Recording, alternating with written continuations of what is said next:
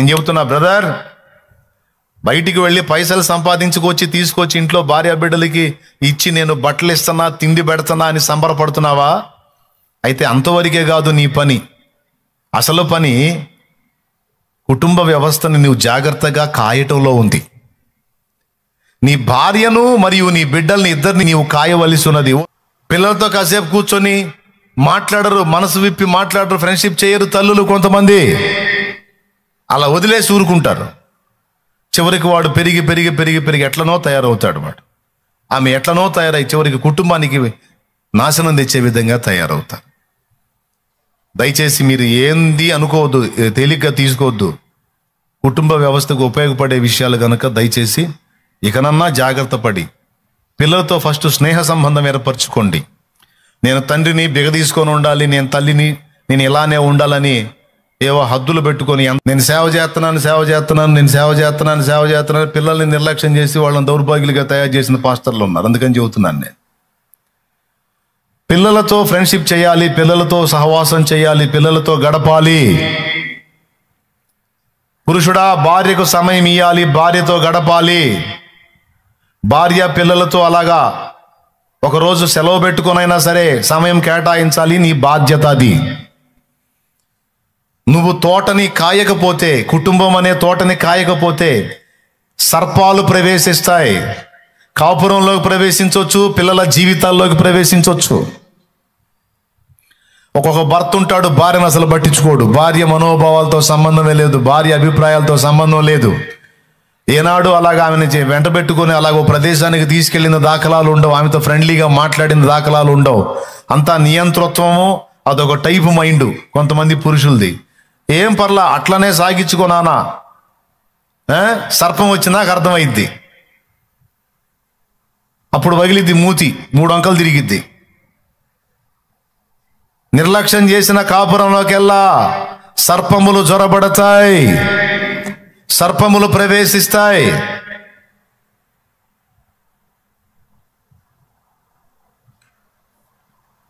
నువ్వు daily work చేస్తా ఉన్నావు ఎవరి కోసం? కుటుంబం కోసమేగా. ఆ కుటుంబానికి కనీసం వారంలో ఒక రోజు సమయం కేటాయించకపోతే ఎట్లా? కనీసం నెలకు ఒక రోజు అన్న కేటాయించాలిగా. నెలకొక్క రోజు అన్ని పనులు పక్కన పెట్టేసి పిల్లల్ని వెంటేసుకొని భార్యని వెంటేసుకొని మందిరానికే తీసుకోనరా, పబ్బులకో క్లబ్బులకో తీసుకెళ్ళమని నేను చెప్పట్లా. అవి నాశనం చేసే పనులై. ఆడికి తీసుకెళ్ళొద్దు, లేకపోతే ఇంకో చోటుకి వద్దు. చక్కగా మందిరానికి తీసుకొనిరా, లేకపోతే రమ్యమైన స్థలం, ప్రార్థనా తోట, లేకపోతే ఇంకా ఏదో ఇంకొక మందిరం ఎక్కడో నీకు బాగా నచ్చే మందిరానికి పోయి ఇది బాగలేదు అనుకుంటే. కానీ భార్య బిడ్డలతో మంత్లీ వన్స్, కనీసం నెలకొక రోజు ఇది నా పిల్లలు నా భార్యతో నేను గడిపే రోజు అని కేటాయించి ఆ రోజున నీ బిడ్డలతో. అంతేకాదు డైలీ కూడా నువ్వు కష్టపడి ఇంటికి రాగానే వచ్చిన తర్వాత పిల్లల దగ్గర తీసుకొని పిల్లలతో మాట్లాడి నీ అనుభవాలు పిల్లలకు చెప్పుకొని పిల్లల అనుభవాలు నువ్వు విని, వాళ్ళు ఏదో చెబుతూ ఉంటారు, ఫ్రెండ్షిప్ ఏర్పడాలంటే ఏం చేయాలా? వాడు చెప్పే నీకు ఉపయోగపడే కాకపోయినా అవునా అలాగా అని నువ్వు వాడిని సంతోషపరిచే విధంగా వాడి మాటలు నువ్వు వినాలి, ఆమె మాటలు నువ్వు వినాలి. వాళ్ళు ఏదన్నా మంచి పని చేస్తే ఖచ్చితంగా మెచ్చుకోవాలి, వాళ్ళని ప్రోత్సహించాలి, వాళ్ళని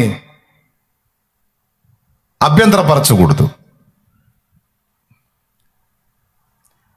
ఎవరైనా భార్య అయినా భర్త అయినా పిల్లలైనా ఎవరైనా అందరు ఏడిపోయింది తెలుసా? గుర్తింపు. దేవునికి స్తోత్రం. ఇదంతా గుర్తింపు అంటే మీకు ఇంకో టైప్లో అర్థమైంది. మళ్ళీ ప్రేమ కొరకు దుఃఖం, ప్రేమ కొరకు వెంపర్లాట, ప్రేమ కొరకు ప్రయాస, ఇదంతా స్వాపదే. కానీ అర్థమైంది నేను చెప్పింది.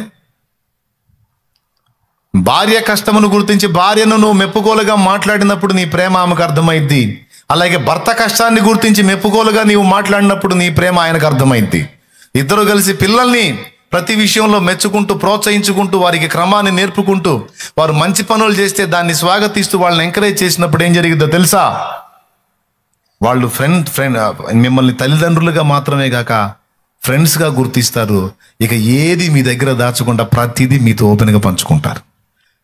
ఏంటంటే నిర్లక్ష్యం, సోమరితనం, అవన్నీ ఆడ పట్టించుకుంటాను, అవన్నీ ఆడ ఆలోచిస్తాను, అవన్నీ ఆడ చూస్తాంలే అని దులిపేసుకునే తత్వం. ఆదాము గతి ఏమైంది ఇక్కడ? వదిలేశాడు ఆమెని. భార్య అడిగిపోయిద్దిలే, నేనంటే కష్టపడుతున్నాను, తోటని సేద్యం చేస్తున్నాను, కాపలా కాస్తున్నాను, ఆ అమ్మాయి ఆడని తోటలోనే కదా ఉంది, తోటలోనే తోట నడి మధ్యనే చెయ్యకూడని పని చేసే అవకాశం ఉందన్న సంగతి ఆదాముకు తెలిసి వదిలేశాడు. భర్తకు సాయం చేయాలి, కానీ ఆ సమయంలో ఏమేం చేసిందో తెలుసా? ఆయన కష్టపడుతున్నాడు, వ్యవసాయం చేస్తున్నాడు, సేద్యం చేస్తున్నాడు, తోటను కాస్తున్నాడు. ఈ పనిలో ఆయన బిజీగా ఉంటే ఏమే సర్పంతో సహవాసం చేయటం మొదలుపెట్టింది. మరి ఏం చేద్దాం, ఆయన బిజీ అయిపోయాడు, ఆమెకు చిరాకు పుట్టినట్టుంది. దేవునికి స్తోత్రం. తమ్ముడా, నువ్వు భార్యకు కూడా సమయం ఈయనంత బిజీ అయ్యావు అనుకో, లక్షలు సంపాదించడం సంగతి అట్టు పెట్టు, సర్పాలు ఎంటర్ అవుతాయని చెప్తున్నాను నేను. చెవులు గల్లవాడికి ఇది అర్థమైద్ది, ఆత్మ చెవులు గల్లోడికి. అతడు ఆమెతో సమయము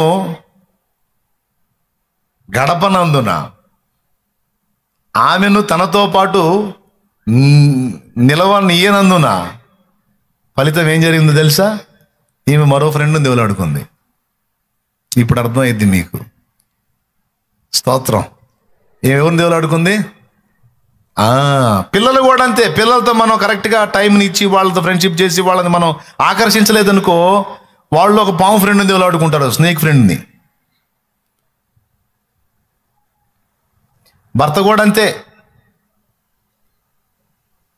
కుటుంబాల్లో సర్పాలు చేరే అవకాశం ఎక్కడ ఉందంటే ఇట్లా ఉంటుంది అన్నమాట, సమయాలు ఇయ్యకపోతే. హవ్వ పరిస్థితి అదే జరిగింది అక్కడ. ఎప్పుడన్నా చూడు ఆ పని చేసుకుంటా ఉంటాడు, ఆ పొలం అంటాడు, సేద్యం అంటాడు, తండ్రి చెప్పాడు అంటాడు. సరదాగా అలాగా తోటలో అలా అలా అలా అలా అలా విహరిస్తూ ఉంటే ఎంత బాగుంటుంది. ఆ పిచ్చోడేవి ఇప్పుడు ఆ ఎంట్రన్స్లోనే ఉంటాడు. అదేమంటే జంతువులు వస్తాయి, ఏ వస్తాయి, ఏ వస్తాయి, దేవుడు చెప్పాడు కాపలా గాయమన్నాడు, నేను దేవుని పని చేయాలంటాడు. అక్కడే దగలబడుతూ ఉంటాడు. హాయిగా తోట మొత్తం విహరిస్తే ఎంత బాగుంటుంది. అంటే తోటలో విహరించడానికి నేను నీకు తోడుగా ఉంటాను అని సర్పం ఎంటర్ అయింది. మరి అది ఏ పక్క నుంచి ఎంటర్ అయింది మొత్తానికి. అవునా? ఆదాము హవ్వ ఇద్దరు పక్కనే ఉంటే స్నేక్ మీటింగులకి స్థానం లేదు. ఏం మీటింగులకి? అది స్నేక్ మీటింగులకి స్థానం లేదు. ఇక అంటే స్నేక్ అంటే పాము అండి. పాము వచ్చి అవతో మీటింగ్ పెట్టే అవకాశం లేదు. కర్ర తీసుకుని పోతాడు అవసరం అయితే. ఏం చెబుతున్నావు పనికి మనోడని. కానీ మనోడు నిర్లక్ష్యం చేశాడు. దేవుడిచ్చిన ఆ తోటను కాచాడు, కానీ దేవుడు అనుగ్రహించిన ఆధ్యాత్మిక శోభలు ఉట్టిపడేటువంటి కుటుంబ వ్యవస్థ, భార్య, ఇదొక తోట. ఈ తోటను జాగ్రత్తగా కాచుకుంటే ఇద్దరం భక్తిలో, దేవుల్లో, ఆధ్యాత్మిక శోభలో వర్ధిల్లొచ్చు అన్న ఆలోచనను పక్కన పెట్టాడు. నిన్ను ధ్యానించినప్పుడు ఎన్ని ఆలోచిస్తూ ఉంటాను అనమాట. ఇది నిర్లక్ష్యం చేయటం వల్లే కదా.